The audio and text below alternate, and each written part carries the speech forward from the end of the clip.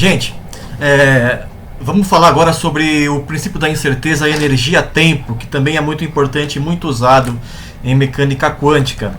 Né? O princípio da incerteza usual, às vezes, é escrito dessa maneira aqui, ó, né? Em vez de sigma x, sigma p, um delta x e delta p, né? Maior ou igual a h cortado sobre 2.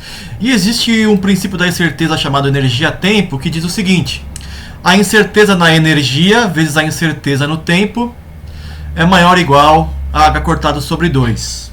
Tá? Agora, o que significam essas incertezas? Né? Ó, veja que uma incerteza na posição, no momento e na energia é intuitivamente claro, né? Representa, né, o que significa isso? É o grau de imprecisão na medida da posição, do momento ou da energia, né? Do conhecimento dessas grandezas. Certo? Ou seja, quão rápida a partícula está, quanta energia ela tem, onde ela está, são coisas intuitivas. Agora, o que significa uma incerteza no tempo, ΔT? Né? A partícula não tem um tempo, né? Ela tem uma posição, tem uma energia, tem um momento, ou seja, uma velocidade, uma massa, mas ela não tem um tempo, né? Então, é uma coisa meio esquisita, né? O que significa esse ΔT no princípio da incerteza energia-tempo? Né?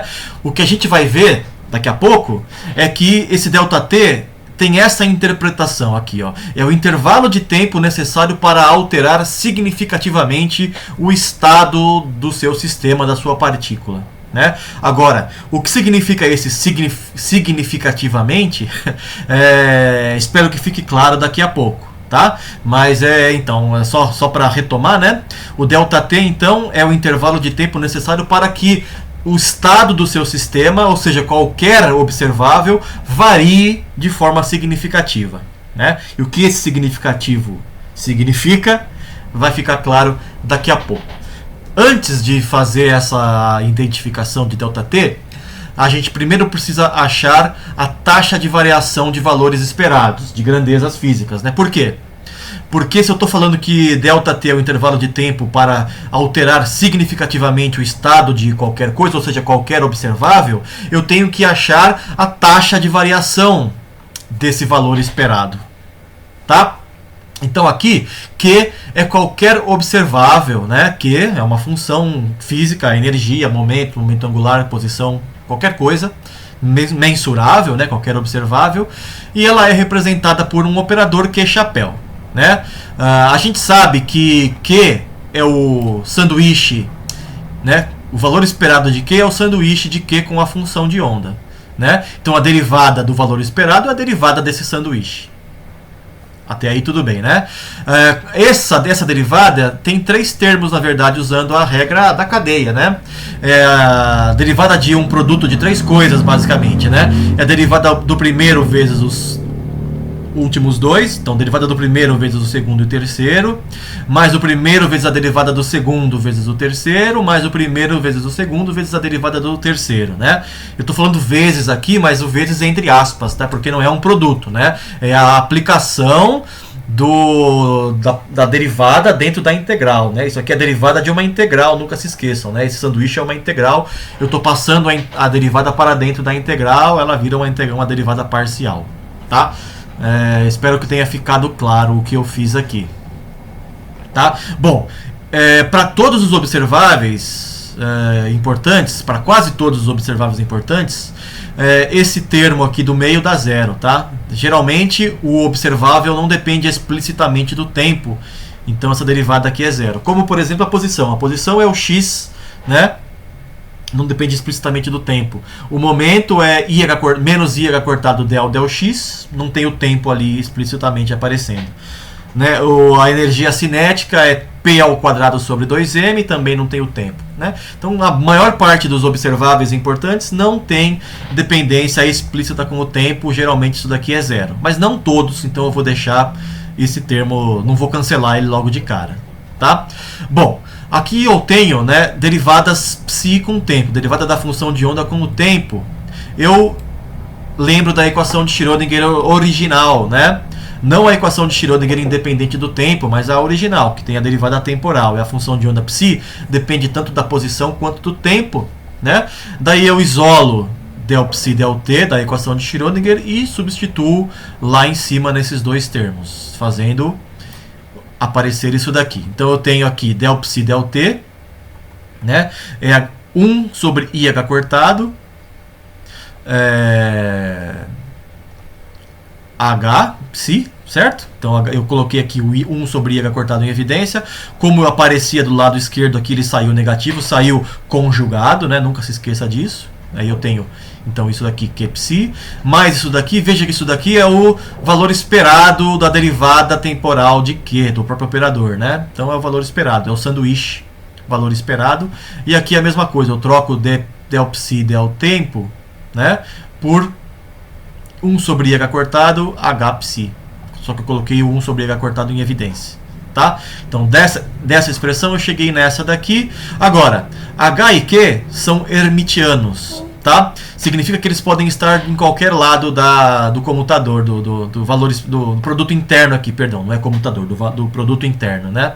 Então aqui, ó, eu posso passar o H para esse lado de cá, certo? H psi Q. Psi é o psi H Q psi, de um lado, todo mundo de um lado só, nessa ordem. Tá? Aí eu peguei esse termo aqui, coloquei antes, e esse aqui foi para o final. Por quê? Porque agora eu vou colocar em evidência o 1 menos 1 sobre IH cortado daqui, ó, né? Menos 1 sobre IH cortado, aí eu tenho psi HQ menos QH, né? Colocando tudo em evidência dentro de um mesmo produto interno, somo esse outro aqui, que continua lá na fórmula, né? Na sequência, né, a gente chegou nessa expressão do último slide, e daqui eu identifico isso daqui como sendo o comutador HQ, né? HQ menos QH é o comutador entre H e Q, e aí depois eu identifico isso daqui, né? O sanduíche do comutador é o valor esperado do comutador. Veja, né, que isso daqui, ó, é igual ao valor esperado do comutador. Tá? E essa daqui é a expressão final para a taxa de variação de qualquer valor esperado de um operador, um observável Q. Tá? Depende do valor esperado do comutador entre o hamiltoniano e esse observável, esse operador que representa Q, mais a taxa de variação, o valor esperado do próprio operador, né? O valor esperado da taxa de variação do próprio operador, tá? Para te dar a taxa de variação do valor observado de Q. Tudo bem? Então é isso, tá? Esse é a taxa de variação de um operador, tá? Veja que se H e Q comutam, né? Veja se o Q comuta com o hamiltoniano, o comutador é zero, esse termo aqui desaparece. E se além disso o Q não depende explicitamente do tempo, né? Então essa derivada aqui dá zero, a gente descobre que dq dt é zero, portanto Q é constante, né? E Q se conserva. Né? Um exemplo fácil de ver é esse exercício 24. Todos são fáceis aqui, na verdade. Nós vamos fazer um só. É o H, né? Ó. O comutador de H com ele mesmo é zero. E H não depende explicitamente do tempo. Né? H é a energia cinética, mas a energia potencial. Os dois não dependem do tempo. Portanto, tudo isso daqui é zero para o hamiltoniano. Né? Se Q é igual ao hamiltoniano, o hamiltoniano se conserva, o valor esperado do hamiltoniano se conserva, que a gente sabe que é a energia, né? A energia esperada se conserva, tá? O valor esperado da energia é sempre o mesmo, é uma grandeza observável, tá? Vocês podem fazer a mesma coisa para os outros operadores aqui. O Q igual a 1 é o operador unitário, né? Não faz nada, só multiplica por 1.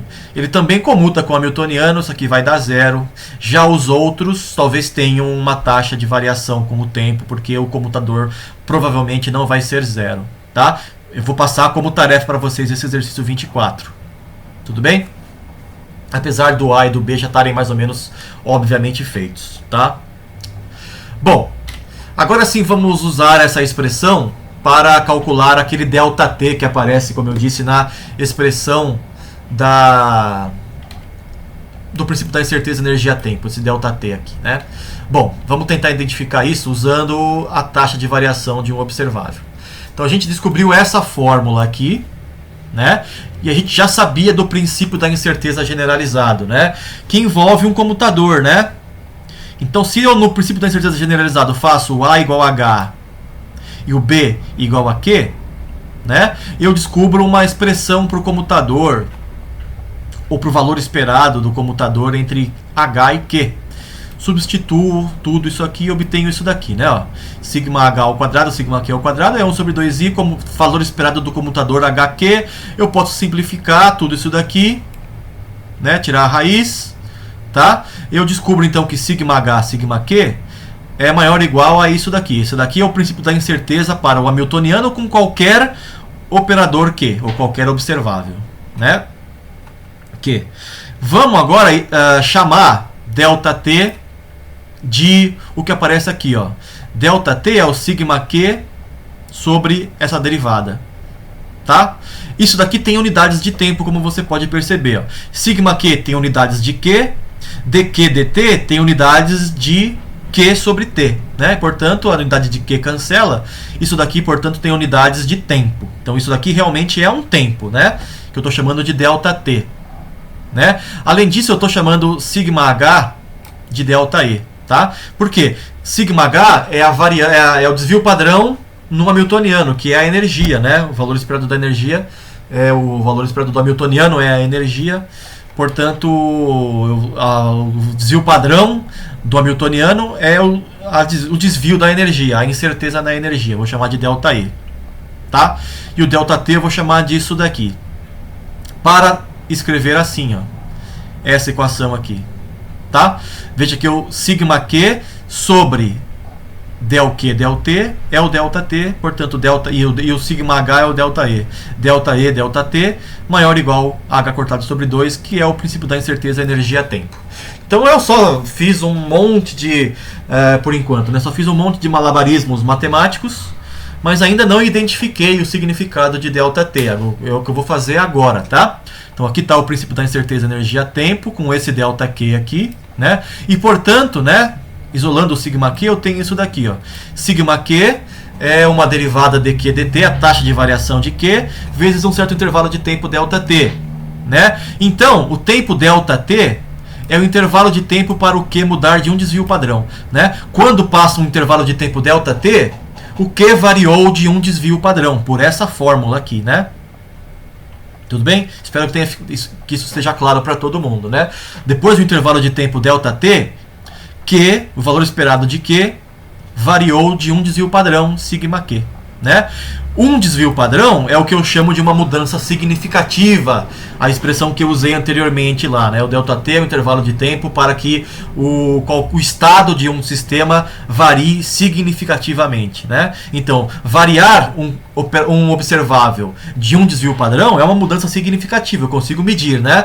Se uma coisa muda além do seu desvio padrão, eu detecto com o meu equipamento de detecção de Q, certo? E veja que isso vale para qualquer observável, tá? Esse ΔT depende de qual observável você está usando, né? Esse ΔT aqui serve para mostrar o desvio de um desvio padrão para este operador Q. Para outro operador vai ser diferente, porque essa derivada aqui vai ser diferente, né? Então a mudança pode ser rápida para um operador, para um observável, e lenta para outro observável. No entanto, existem duas observações que a gente pode fazer. A primeira é, se o ΔE é pequeno, o ΔT tem que ser grande, né? Por essa relação aqui de cima. ΔE é pequeno, ΔT é grande. Portanto, a taxa de variação de todos os observáveis deve ser bem gradual, né? Se o ΔT é muito grande, significa que demora para qualquer observável se alterar, né? Então a taxa de mudança é bem gradual. Agora, se qualquer observável muda muito rapidamente, daí o ΔT é pequeno, né? Qualquer observável muda muito rapidamente, então isso daqui, para um ΔT bem pequeno, já foi suficiente. Então o ΔE tem que ser grande dessa relação. A incerteza na energia é grande, né? O ΔE tem que ser grande se o ΔT é pequeno, né? Ou seja, se qualquer um dos observáveis muda rapidamente. Tudo bem? Essa então é a interpretação do princípio da incerteza, a energia-tempo. E esse é o significado desse ΔT que aparece na equação aqui, né? É o tempo necessário para que o estado do sistema mude de maneira significativa, ou seja, que qualquer um dos observáveis do sistema mude de um desvio padrão, pelo menos. Tá? Bom, essa então é a interpretação. Agora eu vou pedir para vocês fazerem alguns exercícios como esse daqui, 25, que usa a expressão para a taxa de variação de operadores, está em função do valor esperado do computador. Tem o exercício 24, que eu já tinha falado, o exercício 25, o exercício 28, tá? E acho que é isso, tá? São alguns exercícios, mais o 21 e o 23, 21 e 22 que eu já tinha falado antes, tá? Então vou fazer toda a lista e colocar no Google Sala de Aula para vocês tentarem fazer e entregar para mim na próxima semana. Era isso, gente, até a próxima, valeu!